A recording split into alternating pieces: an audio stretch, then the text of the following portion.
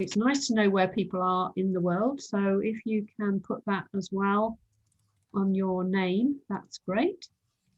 Oh, So Anita's by me. Hello, Anita from East London. Yeah.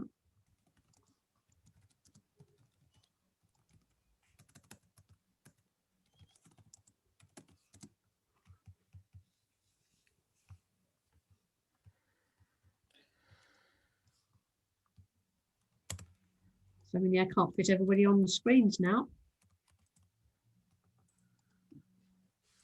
Also, if you want to tweet about today's event, I just posted on the chat box.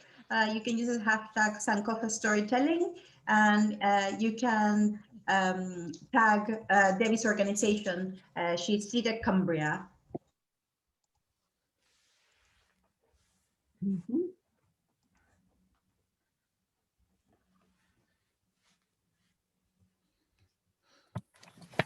Oh, that's Joe, isn't it? Just arrived. Hi, Joe. Hi. Hi, good to see you. You too. Thank you. Yeah. See you. Glad you got on it eventually. Yes, thank you. Me too. Yeah.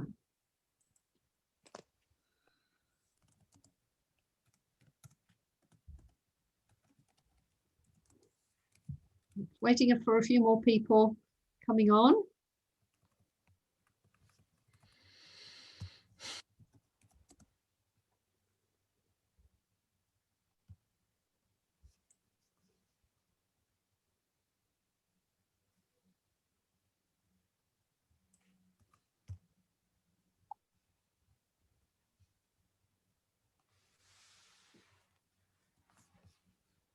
We'll get started as soon as we can after 4 o'clock. It's for now, Debbie. Okay. Yeah, and we're recording the session. We can make it available for anyone that comes a bit later. Yeah, that's fine. So we will get started because we've got quite a bit to get through. Also, I will just say that these slides I'm going to show, I will send you a copy of these as a PDF afterwards, so you don't have to write lots of notes and things. Do use the chat box to ask any questions throughout, and I will have a time at the end for questions and answers. Or give comments, and Trini is going to keep an eye on that chat box for us. If you've got a question that you want to get our attention, then use the thumbs up, the little reaction buttons at the bottom, and you'll see that works when there's so many people on the screen. If you do, or if you do drop out on this screen here at the bottom, there is, let me just move my cursor, there is Trini's number there. So you can contact her there if you want to make a little note of that, or there's you can direct message her, obviously, if you have other problems. But if all else fails, you can still contact us on that number. Okay, so I shall get going and start off. So you've come to a gender equality and storytelling workshop today, which I hope is the right one for you. And this is one of 3 workshops that we're providing at the end of our Sankofa storytelling project. My name is Debbie Watson, and I'm from Cumbria Development Education Centre. And my colleague Trini, who's doing tech today, is from Global Learning London. And both of us, our organisations, were partners on this Sankofa project. It's been going for the last about 3 years, and we're just finishing up now. So we're sharing what we've done and some of our resources with you. And you'll be getting some of those resources at the end of this session as well.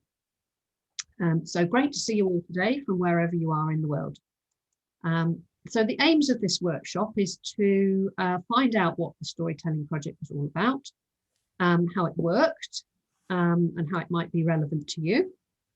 Understand today, particularly about the powerful role that stories play to maintain, resist, or transform narratives around gender. So we are surrounded by stories in many, many different forms, And gender is one of those stories that we are consciously or unconsciously told as we move through our lives. So we'll be uncovering a bit about those. We'll also be looking at some of the resources for teachers and how you can find out more. So the word Sankofa, I don't know if you've come across it before, but it's a Twi language word from Ghana, and it refers to the Sankofa bird, and you can see him in top right, and he's got his legs pointing forwards, and he's reaching over to pick up something from behind him.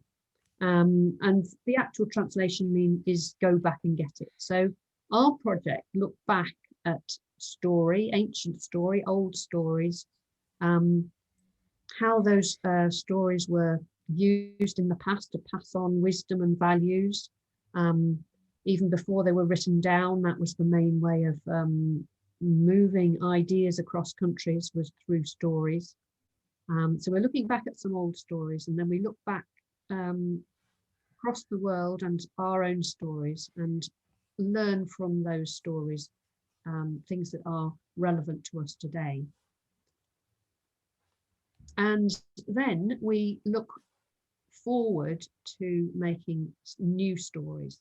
And students worked with stories from the past and the present, and they discovered concepts and values. They developed critical thinking skills. They practiced storytelling skills themselves, presentation. They got more confident in oral literacy, and they had lots of fun together. So it was a really exciting project to be part of.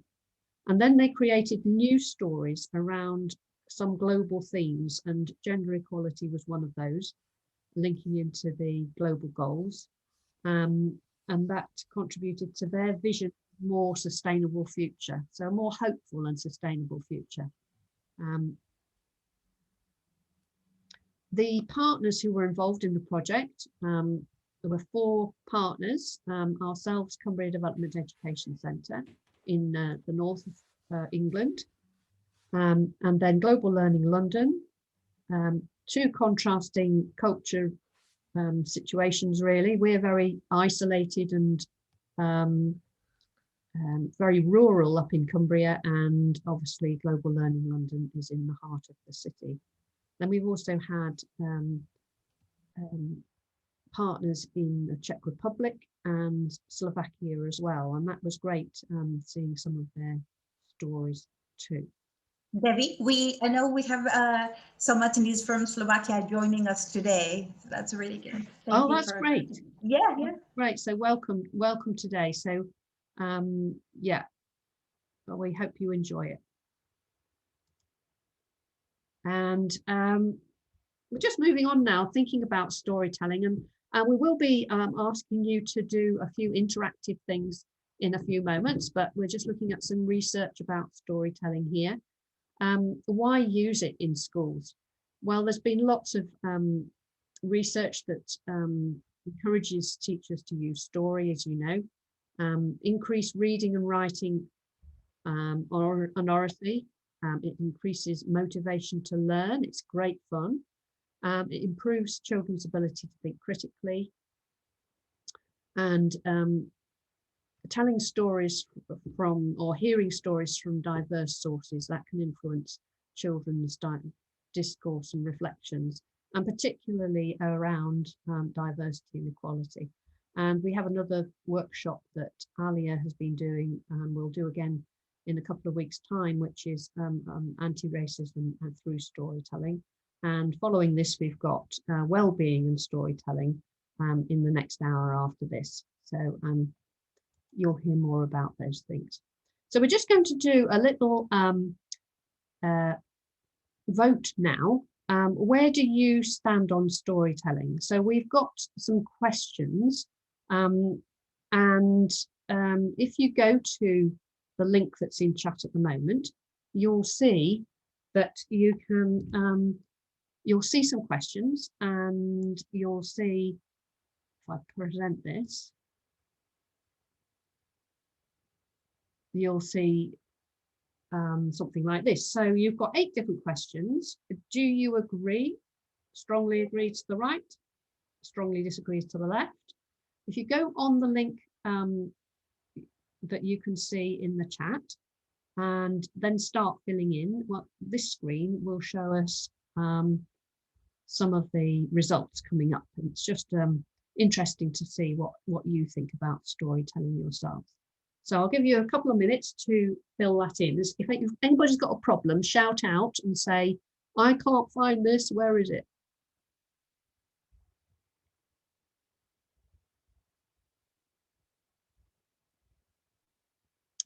So the questions we've got here are, humans are the only beings that invent and tell stories. Across the world, stories share, emphasize the same values and skills. Culture is rooted in storytelling. You can see people are filling this in now. You can't tell a story well without having your heart in it. Interesting one, isn't it? Okay. Well, it's changing as we go along. The first question I think is really difficult. When we seem to, you can see, if you see my screen now, we had 2 humps a minute ago, but it's changed.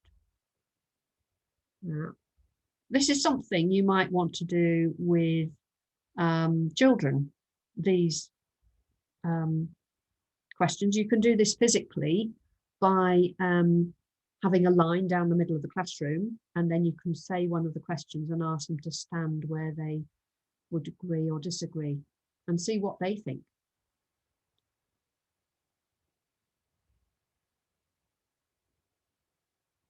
So I'm going to just comment on a few now. The first one, human beings are the only beings that invent and tell stories. Well, we've got generally a bit of more to the right there, but not completely.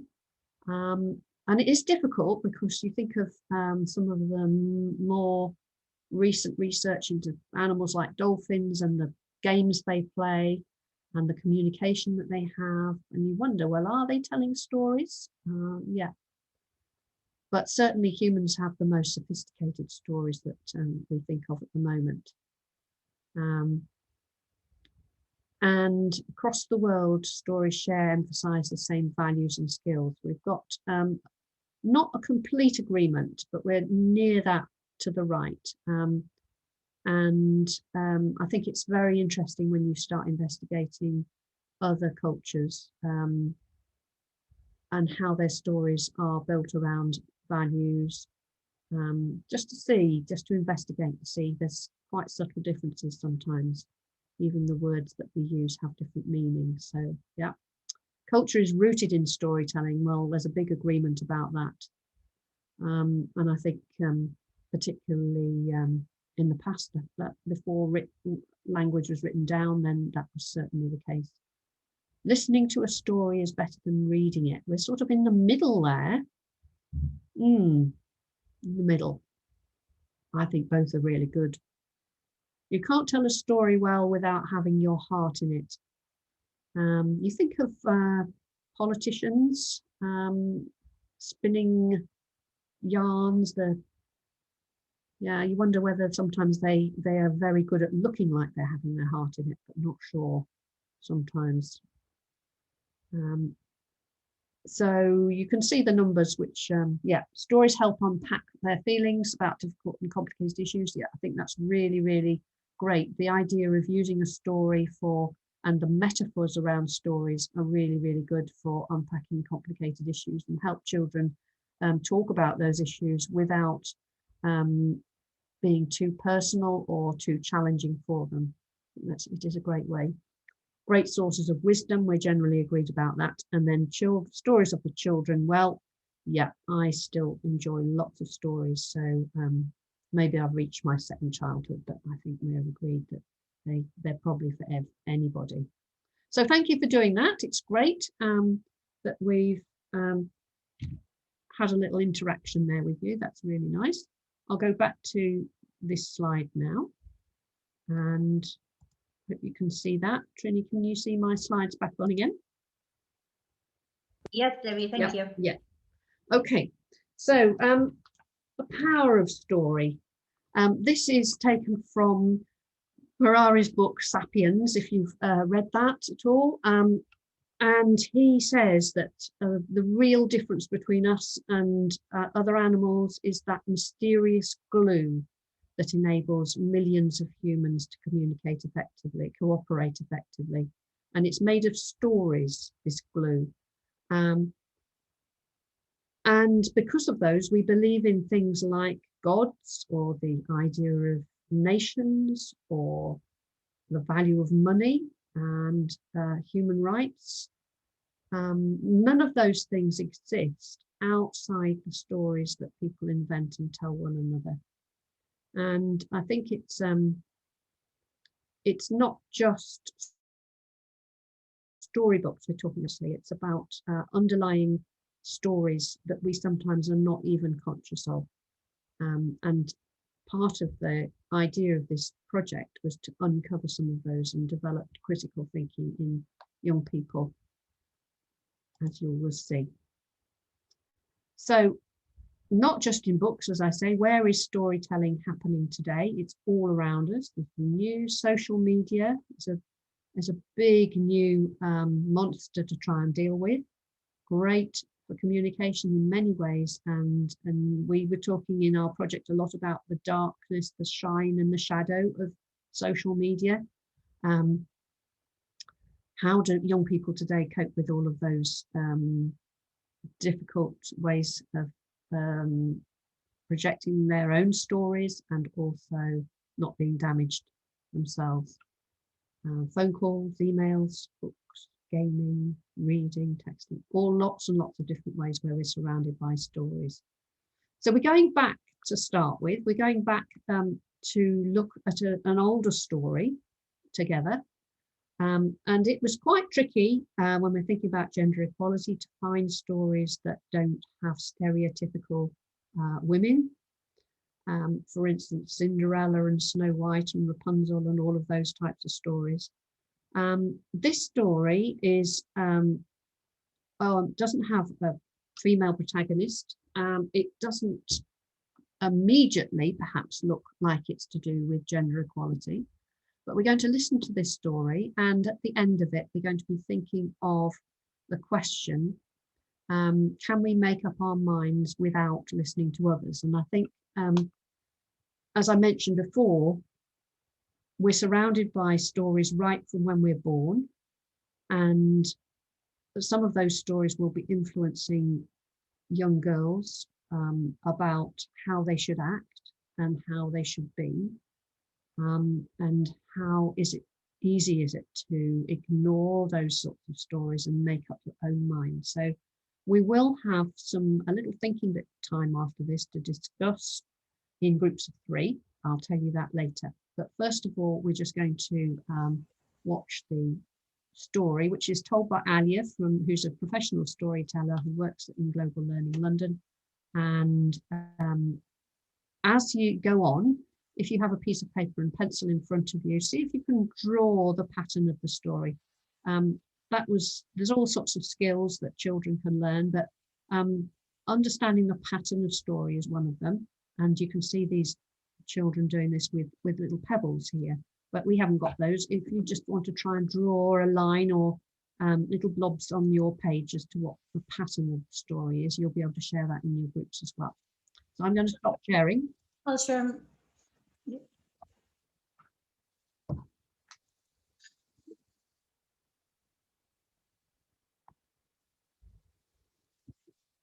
I'm ready. Okay.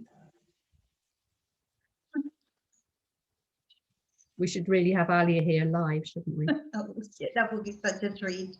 Let's listen to her. Joha, Joha, Joha.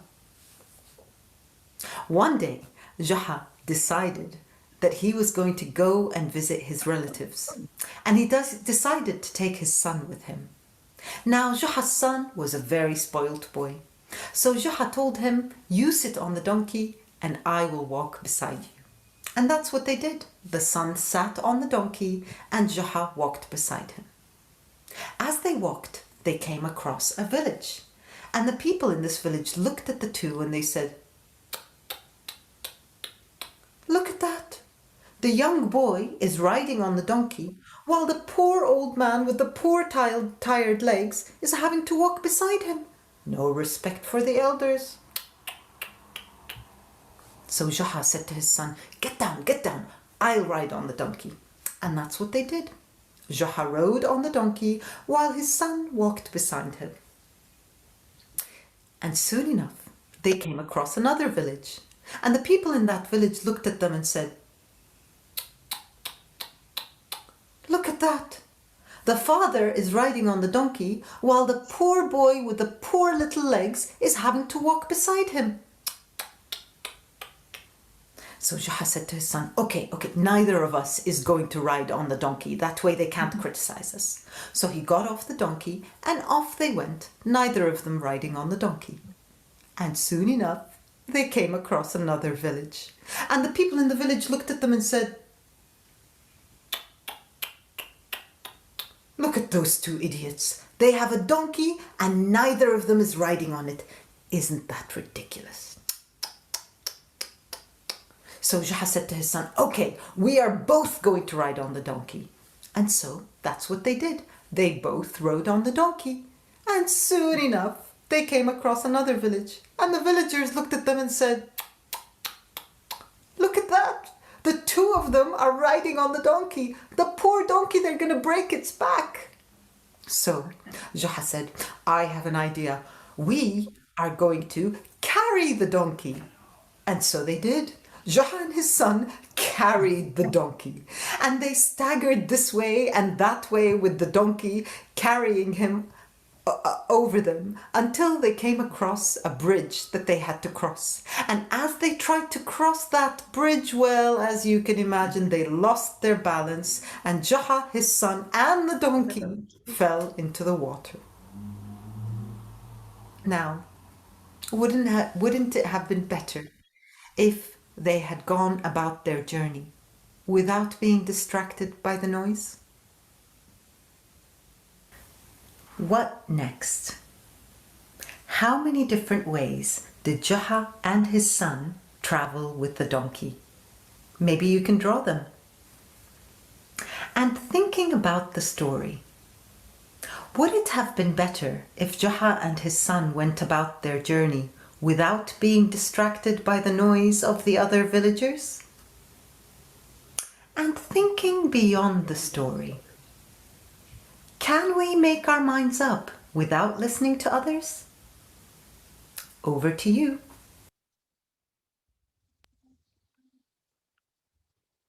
Okay.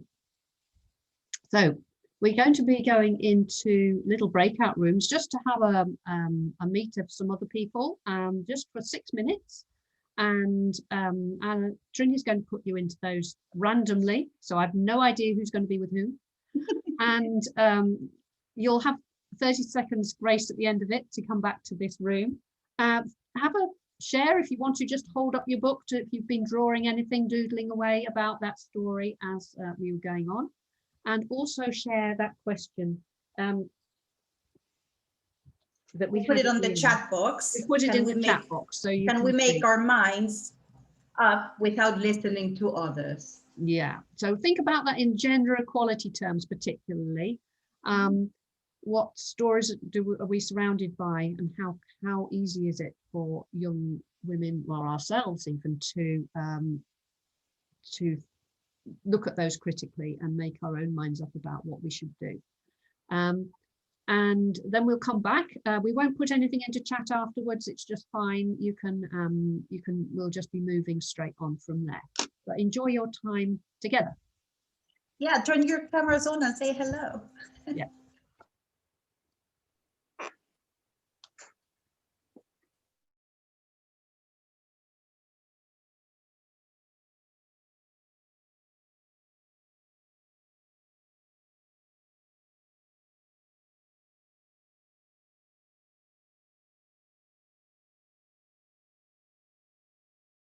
So the stories that Alia was telling there are more of those stories if you go to the Sankofa website, and you can see a variety of them.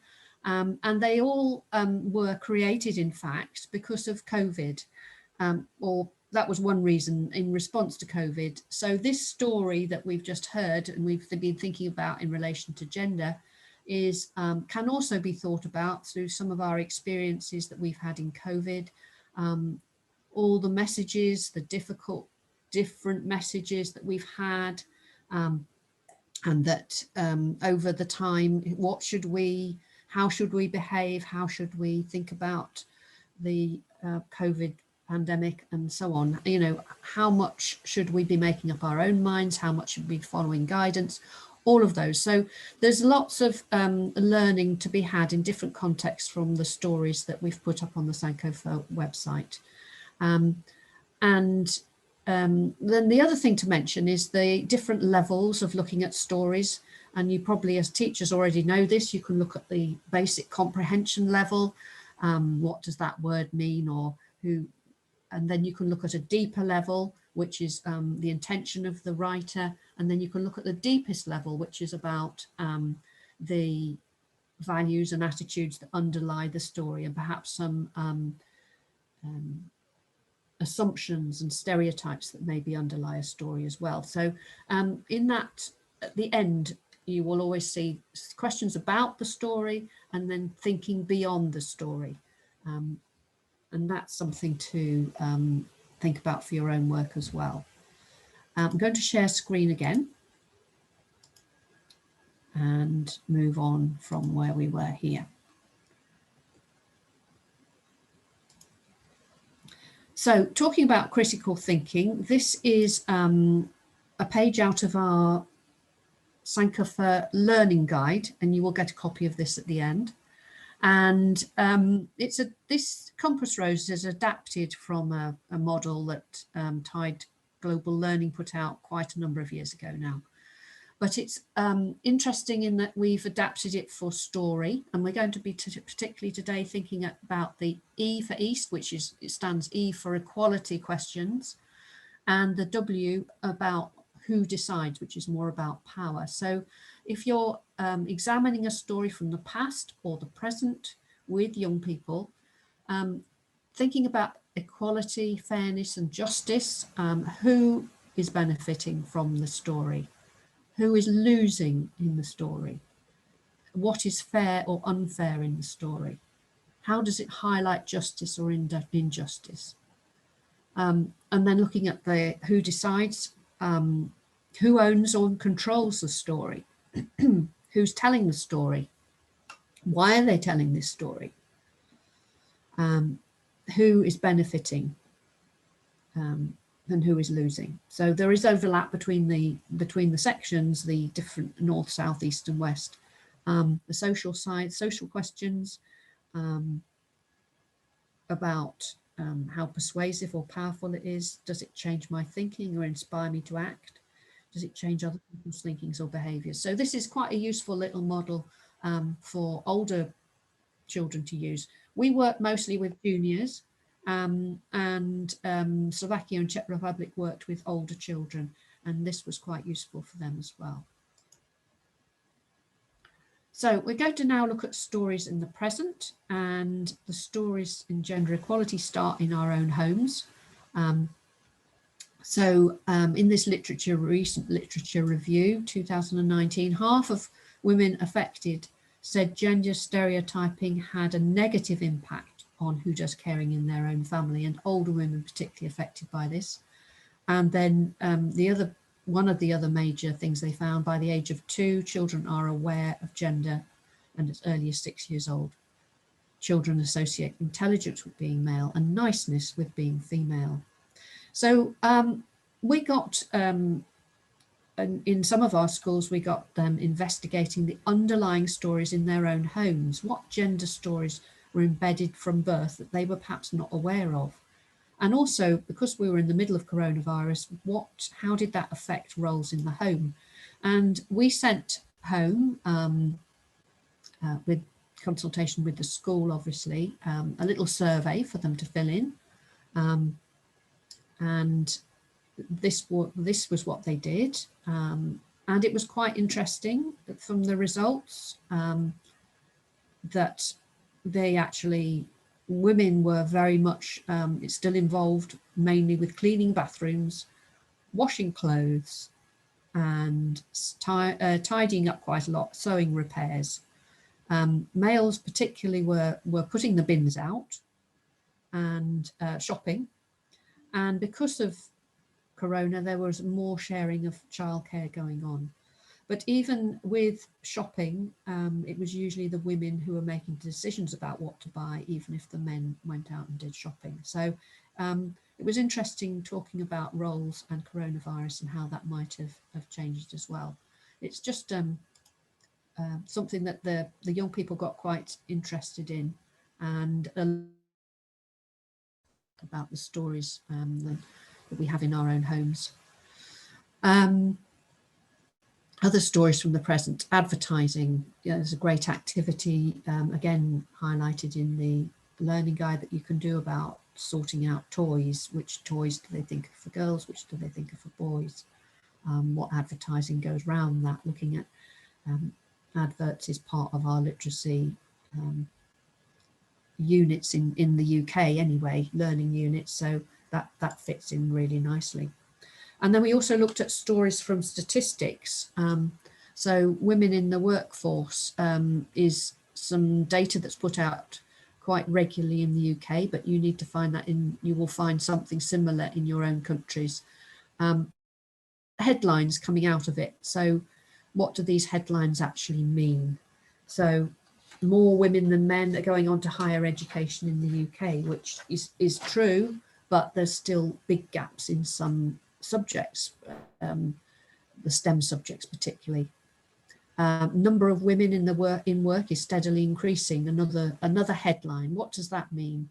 And the children were able to investigate behind this and saw that the number is going up, but mostly in the part-time work sector, and that also because of the later retirement age, that's skewing the data as well.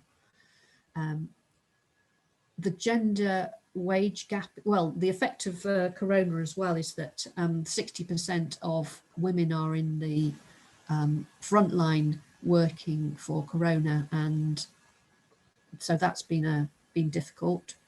And also, 5% of women, or 5 percentage points of women have been losing their job, more likely to lose their job during Corona because they're part-time. Gender wage gap is narrowing, but it hasn't really moved in full-time jobs from 2012. Women are still earning less than men in full-time jobs. And then it says women's representation reached an all-time high in the UK's House of Commons, which is true, except that it's still only 33%. And only 27% for the House of Lords. So really investigating stories that we're told, that's just from our newspapers and statistics. And then looking forward, visioning for the future, what will their story be for them? So using pictures a lot to challenge stereotypes and promote discussion with the classes. We did a lot of those. And then we also looked at stories from around the world. There's a really good resource on unwomen.org where there are lots of stories with a short amount of text, such as this, which tells you the dreams of those women in those countries. What aspirations do they have? What inspires those people, and what can I learn from them? What support have they had? What have they achieved? And then children started creating stories for the future. And some of these were online, digital stories that they've been put onto the Sankofa website, and they were digital stories. But because of COVID, quite a lot of work had to be done at home. So a lot of children did comics and written stories as well. And you would see some of these. This is one which was done where they made a film of a girl becoming a footballer. And this film was a little story and a film where these children became, the boy became a dancer and the girl, I think, became a mechanic. So they were rewriting the future for themselves. So this slide is looking at evidence again from the Fawcett Society, and it's been found that children's literature challenges gender norms and can undo children's previously held perceptions. So as schools or educators, we really need to look at the books we have in schools. Do we have a good range of stories which have female protagonists? Do we have a range of stories which will put them not in their same gender roles of princesses or horse riders, but into new adventure roles possibly, or in different roles? This video is really worth looking at. It was put out by the authors of Goodnight Stories for Rebel Girls, and it shows a sort of investigation on some bookshelves in a library as to how many children's books actually had women protagonists who actually said anything in the book. So it's worth watching that. So whole school approaches to gender stereotyping have demonstrated positive results, and it's really starting with your storybooks, but also how teachers teach and looking at their perhaps underlying biases as well is really important. If you're looking for storybooks, then this is a good place to start. There's a whole range there. I've just taken a short selection here. This, The Green Bicycle, is there's a film that goes with that. You may have heard of that, Wajda, who and she is, that's a really good film to share with your pupils at school as well. And this is for younger children. The Red Rockets and Rainbow Jelly, a great little story. Anthony Brown's Piggy Book, about the role of a woman in the home. If you haven't looked at that before, that's quite hard-hitting. So where to start? Well, the best place is the Teacher Learning Guide, which I will send to you. It gives you sort of practical ways in for teachers and students. So it helps children become storytellers, and it investigates how to start learning from stories and putting them centre of the learning. And then soon to come out, not yet produced, there will also be a toolkit which will have a bank of activities that you can easily use in the classroom. And we have got one person on the call today, Jo from Elizabeth Selby School in London, who was with us at the start and had an input into the Teaching Learning Guide. So we're really glad to see him today. This is the website to look at for resources and stories. So has anybody, before we go on to a quick evaluation, has anybody got any questions that you'd like to ask, or thoughts that have come to you as we went along today? You can use the reaction buttons or type them on the chat. Yeah, or just shout out if you want to. I'm quite happy for people shouting out. Can I ask a question? Yeah. In Carlisle at James Rennie, like a special needs school. Yeah. And website for because we do a lot of our storytelling is obviously sensory based. As a school, we are about to take on the anti-racism accreditation, and I'm looking at books and stuff that are relevant to the type of children that we have. Right. You have any kind of section on that would be more of a sensory based kind of storytelling books for our children? That's an interesting question. I think I'm trying to think now. When you talk about sensory based, do you mean that you could tell the story through the senses. It might be a normal book, but you would tell yeah. the story through their senses. So basically, we kind of, at the moment, we're looking at, we know that our like a library as such is outdated, and we're looking at, because we are really into the anti-racism accreditation, and this kind of goes alongside with the gender role in school. Now, I know that a lot of our children are non-verbal, but we're thinking more when they get into kind of the upper school, which is like key stage 3, and preparing them for the outside world. And we're getting some of our children that are starting to get that kind of very much even early years, the very gender specific. I can't be a bin man. I can't do this. But I'm just looking at kind of bringing in a very early years kind of approach to teaching gender across the school. So I'm trying to think of stories that might be relevant that you might have come across that we can kind of adapt and also almost kind of make social stories for them, for children. Have you ever had that? Yeah, well, we've just had a little comment. I think Gisela, I didn't realise you were here, Gisela. That's great.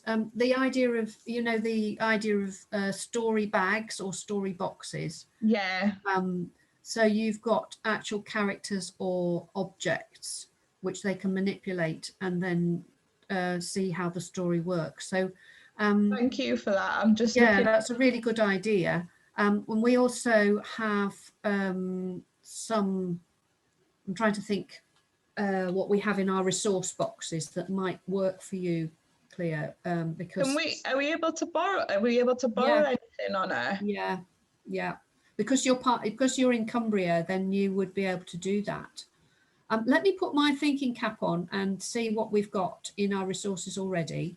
That'd be fab. Thank you. But it's a great question, and I think if anybody else is interested, I can get a list of books together. I think that would be a good plan. That would be really helpful. Thank you so much. I have a list of multisensory books that I can share. That would be fantastic, because I find that I come on to things like this, and 9 times out of 10 they're fabulous for mainstream school teachers, but for special educational needs school, I'm finding it quite difficult because we have to adapt so much to make it relevant to the child. And also I'm really thinking about our kind of key stage 3 children, our post-16ers in particular, because we're getting them ready for the outside world at the moment. So it's kind of this key time before they leave us. Yeah, that's right. Okay, well, I'll get in touch with you after this as well. And Trini, as they have a library associated with Global Learning London as well. So they've already got. Gisela, did you want to say anything about that? No, or you've already put a comment. That's great. Thanks so much. That's okay. Was there another question on chat? There was something about digital storytelling tools. The ones schools are most au fait with is iMovie. They really enjoyed using that. But we also looked at Clips as well. I think it's called Clips, and some schools did that. Some of them told stories just through a PowerPoint. And some of them, we did do extra training, but because of COVID coming in, really the kids went with what they already were familiar with. Stop animation as well. Some kids did that. And then, just telling a story through taking pictures and having a voiceover as well. That was something else they did. Anybody else got a question, or anybody else has used anything that they particularly like to recommend from digital storytelling? Anybody here? Miss Oldfield, you're muted. Do you have a question? Yeah, thank you. There we go. There's something I was looking for last year and I didn't find anyone, but I was thinking about things like comedy routines, stand-up comedy, that sort of thing, telling stories that way. And I was looking to see if I could find anyone to work in schools or who already did it, but I haven't been successful. So just putting it out there to see if anyone's got any ideas, because a lot of our guys I mean, I'm not sure if they'd actually do it, but they are funny. They tell Yeah, a it's good great story fun. already. Yeah. How to work with that. Yeah. What age group are you working with? Key stage 3 and 4 mainly. Yeah. Secondary. Mm. It's sort of the storytelling drama aspect coming together, really, isn't it? Yeah. Yes, Yeah. we did once years ago for Wold's Words in Lincolnshire, which was a literary festival. They had someone who came into the library and delivered this to young people, teenagers, but I can't remember their names. It was years ago, and I've never found them since. So if anyone knows or has got any ideas, I'd be great to have ideas. Yeah, well, we'll get into the storytelling network, and they probably will have, you know, they will have ideas as to who to suggest. So Thank you. just put that into chat for me with your email address so that we don't miss it. That would be great. Anybody else got any other questions? Okay. Right, we've got one more thing to do. I know some people who've come to another workshop have already filled an evaluation. I would really like if you could do that for this one as well.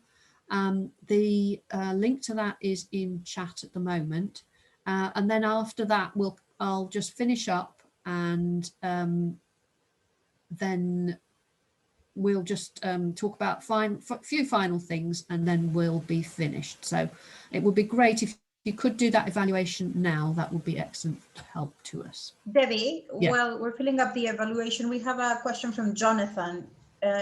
Jonathan wants to know, do you sometimes use only sound? Yeah. I guess. Yeah, some schools did just sound because they were, I think they were experimenting and seeing how that would work. And in fact, one of the stories I showed you where they just drew a few pictures, then there were only a few pictures and most of it was talking and really getting expression into their voices. There was a lot about that, you know, how to maintain interest without pictures. It's great. Great practice. Jonathan works in radio. Yeah. Yeah.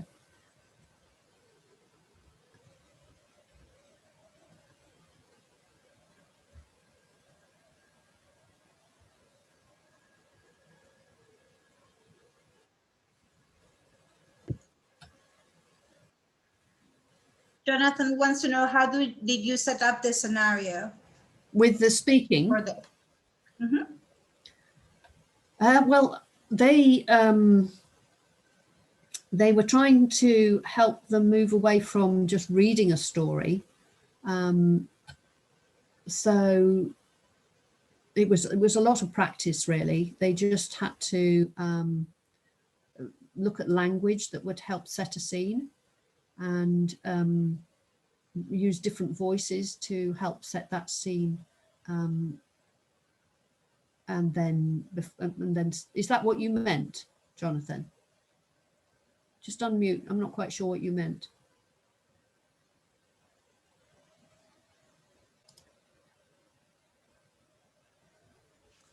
I'm in a library, so I can't talk so much. Right, okay.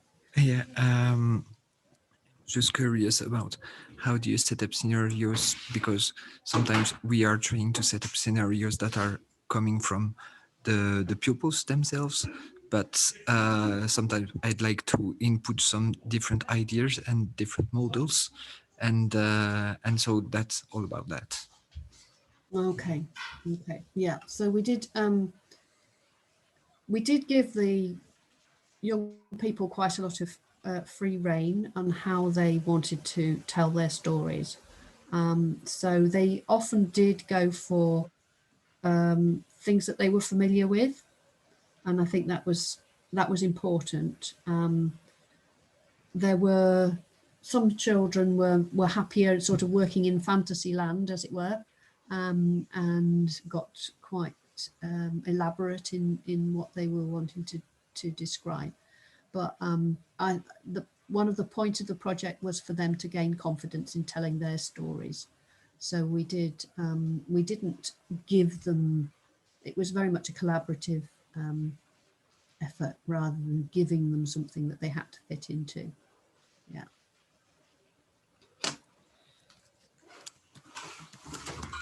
Yeah, Pi Corbett's a great one to follow up. Message from Mandy. Okay. Right, so I hope you've been able to fill in the evaluation. I'm just going back to share the screen again. We have got the website here, Sankofa Storytelling website. And coming up next week, International Women's Day, there's an interesting project which came out a few months ago now. And I haven't seen any results from this yet, but they said they were going to be putting something out on International Women's Day. It's a project called Awake Not Sleeping, and they're reimagining fairy tales for a new generation, which fits in really well with what we've been talking about. So keep a lookout for that next week. And the stories that children grow up with are so vitally important for shaping who they are as adults. I hope that you've enjoyed that today.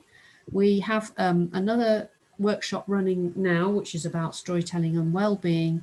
And next week on the 10th of March, there's also well-being and anti-racism storytelling. Yeah. I know both of those are booked, but you can go onto a waiting list because not everybody turns up, so we can slot people in. So thank you for attending today. Thank you to Trini for hosting the tech side of things. And yeah, you've got my email address there if you want to ask any more questions. We'll try and follow up for James Rennie's school, and also Miss Oldfield, who we can help out with you there, I hope, on as well. This lass here, I've worked with a number of years ago, and I just like this picture. I put her in. Yeah, there she is. She can change things in her world. So thank you very much, and have a good day. Yeah, thank you for joining us today. Yeah, enjoy the rest of your week. If you want to say bye, and then I'll stop sharing. You just want to say bye, and then we'll be seeing you. Bye. Bye. Thank you. Thank you so much. Thank you. Bye-bye. Bye. Bye. Bye.